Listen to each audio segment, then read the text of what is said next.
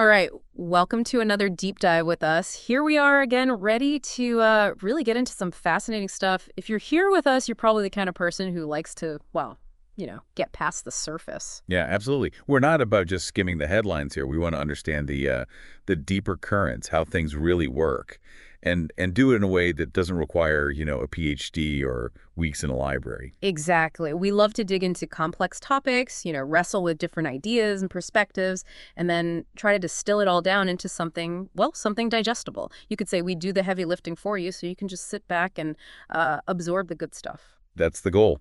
And today we're tackling a topic that, well, I think it's absolutely fundamental to understanding how the world works, Yeah. how individuals find their place, and how movements, any kind of movement really, function within different types of societies. Yeah, this is big picture stuff. And to guide our exploration, we're drawing on the work of Paul G. Hiebert, among others. He's done some really insightful work on understanding these social dynamics, these blueprints for how societies operate. Yeah, blueprints. That's a great way to put it. Mhm. And we're focusing on three main types of societies: tribal, peasant, and urban. Now, of course, these are broad categories, and the real world is always more nuanced. Right. It's not like every society fits perfectly into one box or another, but these categories give us a framework. They help us make sense of the patterns and see how different societies are kind of wired differently. And understanding these different wirings, so to Mhm. speak, is essential for understanding how new ideas spread, how movements gain traction. Think about it, the early Christian church, for instance. How did it actually take root and grow in different social contexts? That's what we're going to unpack. So blueprint number one, tribal societies. What's the defining characteristic here? Kinship. Kinship is everything in a tribal society. Imagine a world where your family isn't just your mom, dad, siblings, but it extends to everyone, literally everyone who shares your last name. That's your clan, your tribe, your primary social unit. Wow, okay. So it's like living in a giant extended family. Everyone is related, everyone is responsible for each other. Right. There's a strong sense of shared identity, shared responsibility, and decisions aren't typically made by individuals acting alone. It's a group process, often guided by the elders. Elders, so like the older folks, they hold a special position, a lot of authority. Exactly. The older men in the community, they're seen as the carriers of wisdom, the decision makers. And communication, it tends to flow vertically from the elders down. You don't typically see the kind of rigid social hierarchy that we might be familiar with in other societies. Interesting. So in a tribal society, the needs of the group, they really take precedence over individual desires. Absolutely. The kinship group, it's a powerful safety net. Yeah. If someone gets sick, if there's a food shortage, the entire community steps in to help. They're involved in education, in arranging marriages, pretty much every aspect of life. There's a lot of security in that. I guess you could say there's strength in numbers. There is. But of course, this security comes with expectations. You're expected to contribute your time, your resources, your land. Everything is shared to a large extent. And going against the decisions of the group, especially the elders, well, that's generally not an option. Makes sense. Everyone's in it together, so everyone needs to be on the same page. The text uses the example of marriage to illustrate this group-centric approach. Can you talk a little bit about that? Sure. In tribal societies, marriage is not just about, two people falling in love. It's a decision with huge implications for the whole kinship group. It affects the social standing of the families involved, their economic prospects. So marriages are often arranged, carefully arranged by the parents and elders. So it's about ensuring the well-being and the stability of the whole group, not just the happiness of the individual couple. Exactly. The elders, they're looking at the big picture, the long-term consequences for the lineage, the community as a whole. I'm reminded of that story from the text about Lynn Barney working in Borneo. He talks about a whole tribe deciding to become Christian, like a collective conversion, after their elders had discussed it. It's fascinating, isn't it? It is, and it really challenges our Western individualistic way of thinking about faith.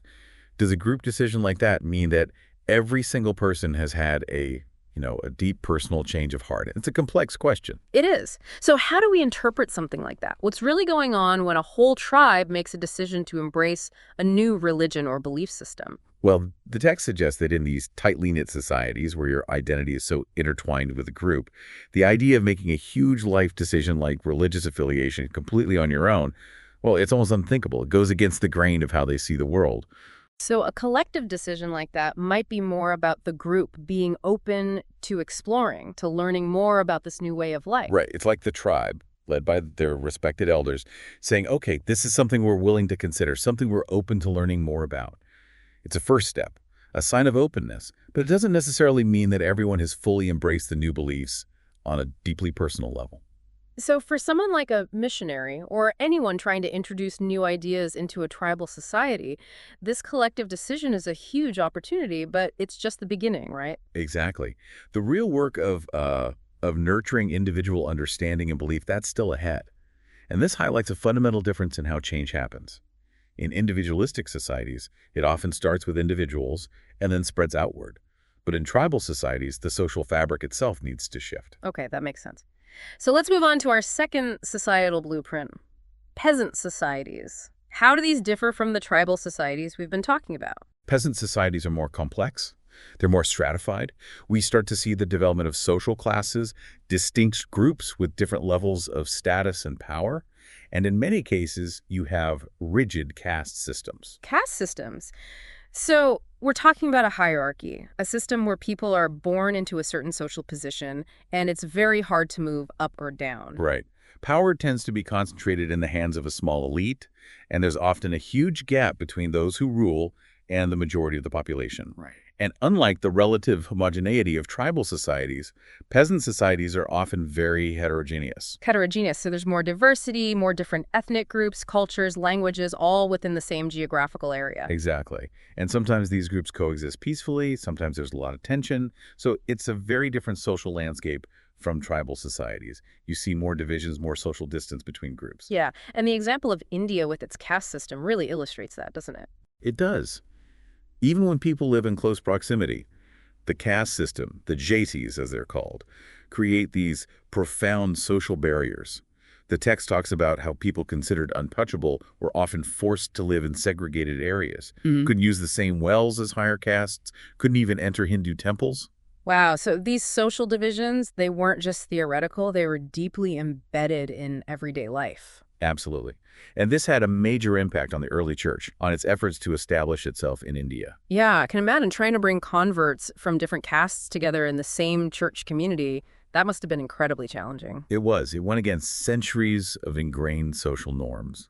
And it led to a lot of debate, a lot of different approaches. Some argued for separate churches along caste lines, thinking that was the only way for the faith to take root. Others insisted on unified congregations, seeing that as a fundamental expression of their beliefs. That's a really tough question. In these hierarchical societies, who do you prioritize reaching? The powerful elite, hoping their conversion will have a trickle-down effect, or the marginalized groups? It's a dilemma that many movements have faced. And historically, the trickle-down approach, it hasn't always been very effective in peasant societies. The elite, they're often more resistant to change, more invested in maintaining the existing social order.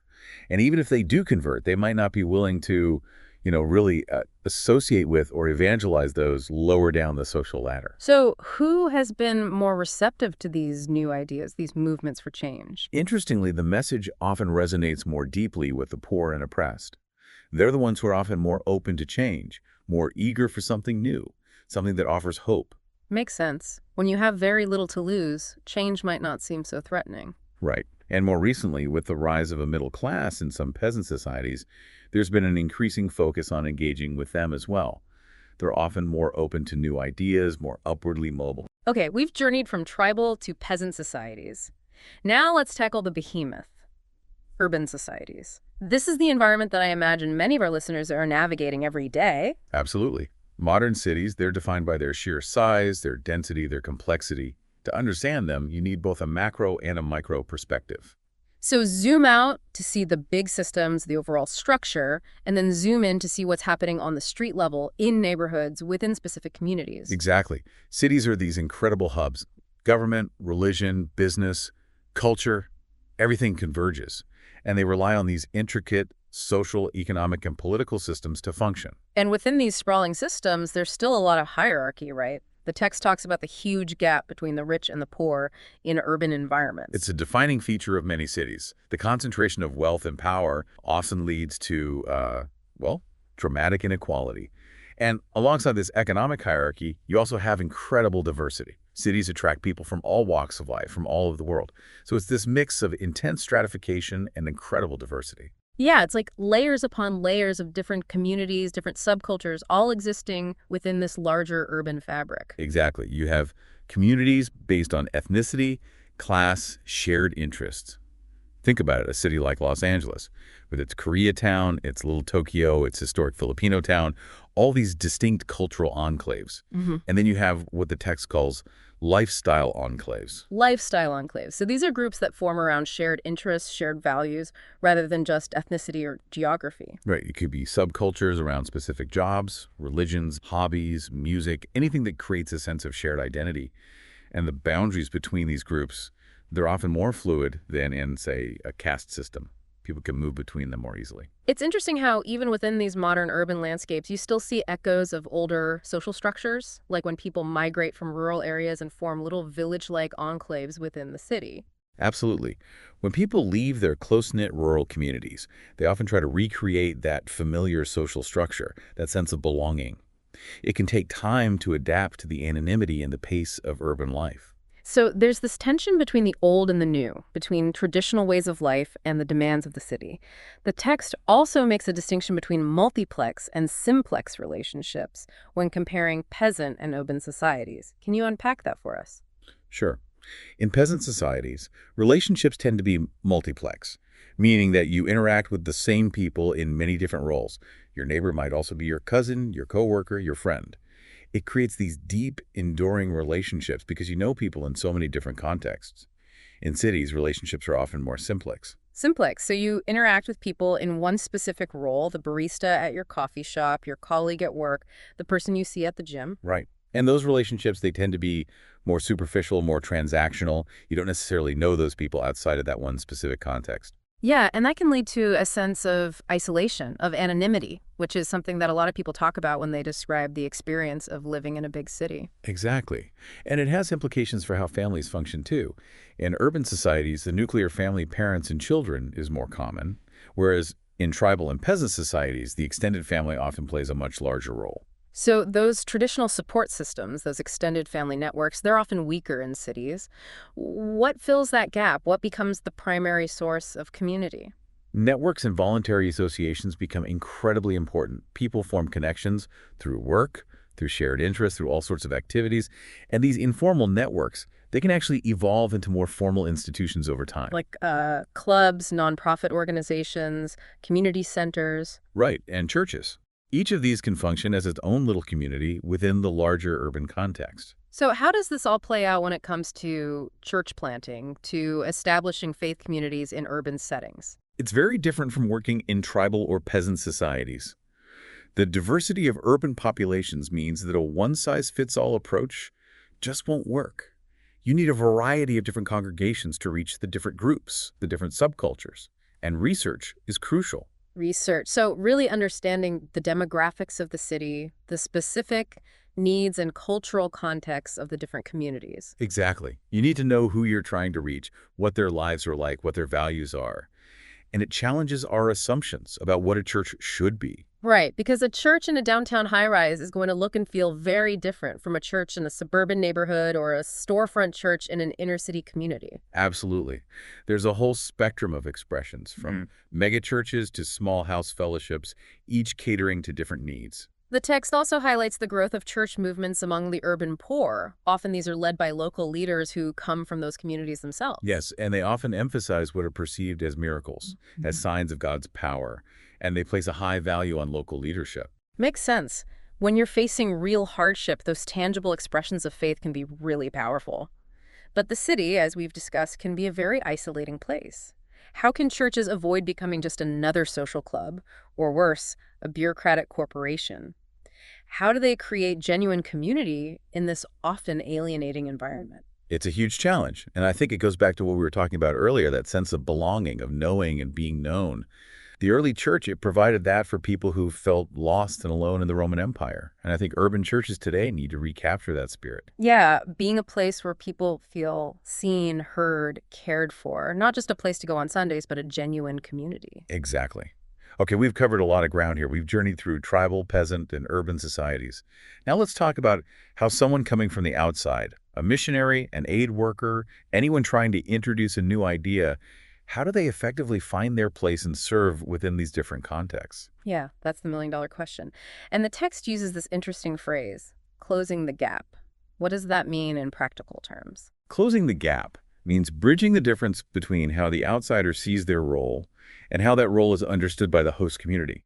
It's Mhm. about recognizing that ultimately your effectiveness is measured by their standards, not just by your own intentions. Right. You might think you're coming in to help, but if the community doesn't see it that way, if they don't feel respected, then your efforts are probably going to backfire. Exactly.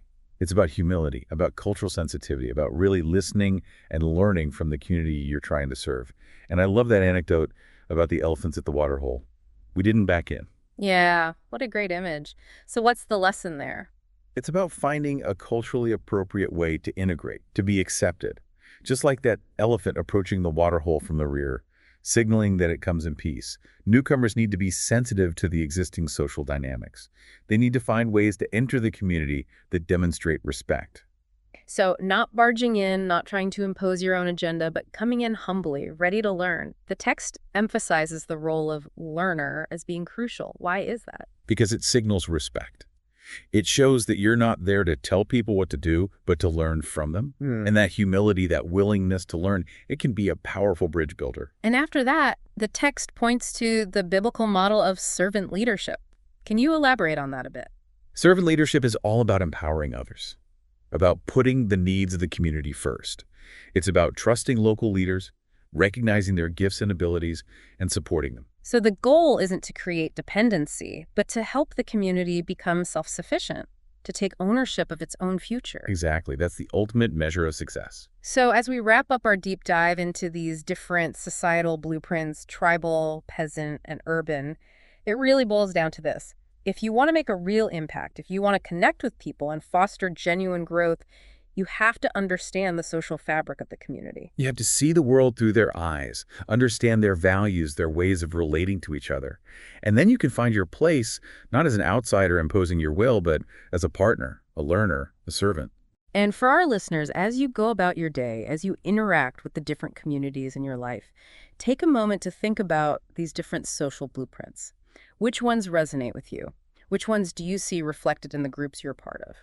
And here's a final thought to chew on. In a world that's becoming increasingly interconnected, but also increasingly divided, how can this understanding of social roles, this idea of backing in as learners and servants, how can this help us bridge cultural divides and build more meaningful connections? It's something to think about.